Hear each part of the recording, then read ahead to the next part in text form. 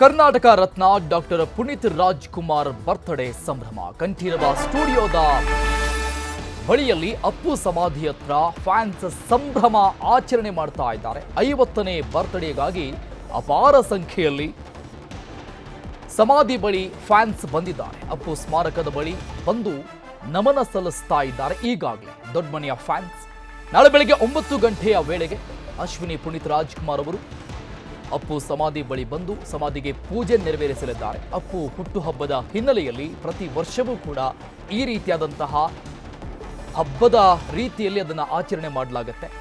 ಅಭಿಮಾನಿಗಳಿಂದ ರಕ್ತದಾನ, ಅನ್ನದಾನ, ಅಪ್ಪು ಯೂತ್ ಬ್ರಿಗೇಡ್ನಿಂದ ವಿದ್ಯಾರ್ಥಿಗಳಿಗೆ ಪುಸ್ತಕ ವಿತರಣೆ, ಈ ರೀತಿಯಾದಂತಹ ಸಮಾಜಮುಖಿ ಕಾರ್ಯಗಳನ್ನು ಪ್ರತಿ ವರ್ಷವೂ ಕೂಡ ನಡೆಸಿಕೊಂಡು ಬರಲಾಗ್ತಾ ಇದೆ. ಯಥಾ ಪ್ರಕಾರವಾಗಿ ಈ ವರ್ಷವೂ ಕೂಡ ಈ ಎಲ್ಲ ಕಾರ್ಯಕ್ರಮಗಳನ್ನು ಹಮ್ಮಿಕೊಳ್ಳಲಾಗಿದೆ. ಅಪ್ಪು ಫ್ಯಾನ್ಸ್ ಕಡೆಗೆ ಸ್ಟುಡಿಯೋದಲ್ಲಿ ಕೆಲಸ ಮಾಡೋರಿಗೆ ಬಟ್ಟೆ ವಿತರಣೆಯನ್ನು ಮಾಡಲಾಗ್ತಾ ಇದೆ. ನಾಳೆ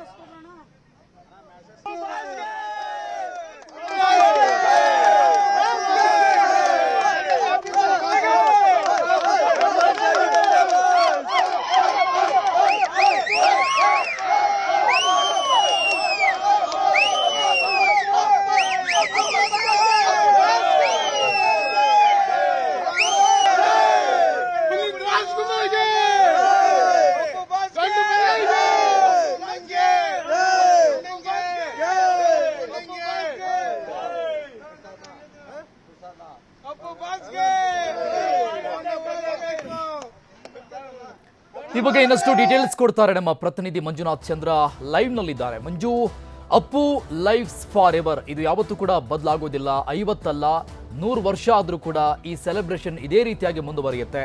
ಸೊ ಏನ್ ಹೇಳ್ತಾ ಇದ್ದಾರೆ ಫ್ಯಾನ್ಸ್, ಎಷ್ಟು ಜನ ಸೇರಿದ್ದಾರೆ, ಯಾವ ರೀತಿಯಾಗಿ ಸೆಲೆಬ್ರೇಟ್ ಮಾಡ್ತಾ ಇದ್ದಾರೆ?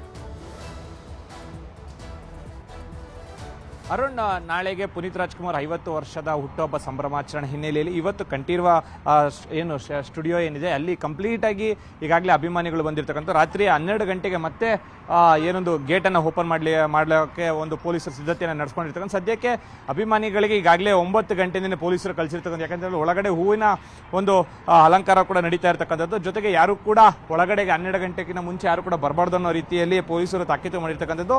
ಸದ್ಯಕ್ಕೆ ಈಗ ಮತ್ತೊಂದು ಕಡೆ ಫ್ಯಾಮಿಲಿಗಳನ್ನು ತೋರಿಸ್ತಾ ಹೋಗ್ತೀರಿ. ಈಗಾಗಲೇ ಅಭಿಮಾನಿಗಳು ಕೂಡ ಬಂದು ಆಲ್ರೆಡಿ ನಿಂತಿರ್ತಕ್ಕಂಥ ಸರತಿ ಸಾಲಿನಲ್ಲಿ. ಜೊತೆಗೆ ಅಕ್ಕಪಕ್ಕದಲ್ಲಿ ಏನು ಅಪ್ಪು ಬಿರಿಯಾನಿಗಳಾಗಿರ್ಬೋದು ಅಥವಾ ಅಪ್ಪು ದಮ್ ಬಿರಿಯಾನಿ ಆಗಿರ್ಬೋದು, ಈ ಕಡೆ ಎಲ್ಲದಕ್ಕೂ ಕೂಡ ಒಂದು ಕೊಂಡ್ರೆ ಒಂದು ಉಚಿತ ಅನ್ನೋ ರೀತಿಯಲ್ಲಿ ನಾಳೆಗೆ ಮಾತ್ರ ವ್ಯವಸ್ಥೆಯನ್ನು ಕೂಡ ಮಾಡ್ಕೊಂಡಿರ್ತಕ್ಕಂಥದ್ದು. ಇನ್ನು ಅದೇ ರೀತಿಯಲ್ಲಿ ಫ್ಯಾಮಿಲಿಗಳು ಕೂಡ ಬಂದಿದ್ದಾರೆ. ಅಪ್ಪುವಿನ ಒಂದು ಸಮಾಧಿ ಬಳಿ ಅವರ ಬರ್ತ್ಡೇಗೆ ಸಂಭ್ರಮಾಚರಣೆ ಮಾಡಬೇಕು ಅಂತ ಹೇಳಿ ಜೊತೆಗೆ ಕೆಲ ಅಭಿಮಾನಿಗಳು ಕೇಕನ್ನು ಕಟ್ ಮಾಡಿರ್ತಕ್ಕಂಥದ್ದು. ಈಗಾಗಲೇ ಗೇಟ್ ಬಳಿ ಕೇಕನ್ನು ಕಟ್ ಮಾಡಿ ಕೂಡ ಮನೆಗೆ ತೆರಳಿರ್ತಕ್ಕಂಥದ್ದು. ಇನ್ನು ಇದೇ ವಿಚಾರವಾಗಿ ಅವ್ರನ್ನೂ ಕೂಡ ಮಾತಾಡೋಕ್ಕೆ ಕೂಡ ಪ್ರಯತ್ನ ಪಡ್ತೀನಿ. ಅರುಣ್ ಮೇಡಮ್, ಎಲ್ಲಿಂದ ಬಂದಿದ್ದೀರಾ? ಒಳಗಡೆ ಎಷ್ಟು ಗಂಟೆಗೆ ಬಿಡ್ತಾರೆ ಅಂತ ಹೇಳಿದ್ರು? ಪಿರಿಯಾಪಟ್ಟಣದಿಂದ ಬಂದಿದ್ದೀವಿ ಮೇಡಮ್. ಪಿರಿಯಾಪಟ್ಟಣ.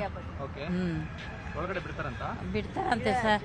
ಅದು 11 ಗಂಟೆಗೆ ಬನ್ನಿ ಅಂದ್ರು, ಇನ್ನೂ ಬಿಟ್ಟಿಲ್ಲ ಸರ್.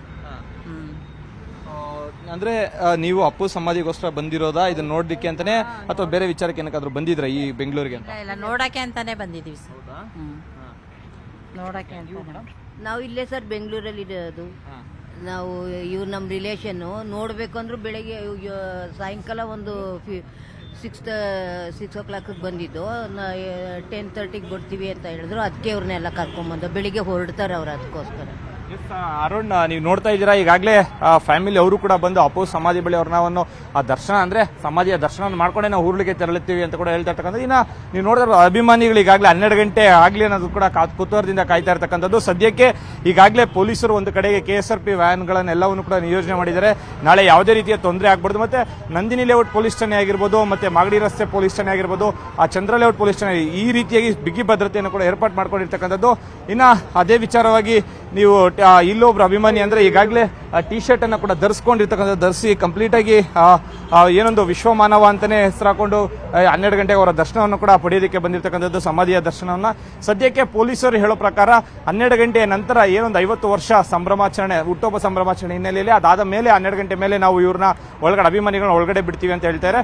ಮತ್ತೆ ಇನ್ನು ನಾಳೆ ವಿಚಾರಕ್ಕೆ ಬರೋದಾದ್ರೆ ಅಪ್ಪು ಸಮಾಧಿ ಬಳಿ ಅವರ ಮನೆ, ದೊಡ್ಡ ಮನೆ ಏನು ಅಶ್ವಿನಿ ಪುನೀತ್ ಏನಿದ್ದಾರೆ ಅವರು ಕೂಡ ಬರ್ಬೋದು. ಜೊತೆಗೆ ರಾಘವೇಂದ್ರ ರಾಜ್ಕುಮಾರ್ ಬರ್ತಾರೆ.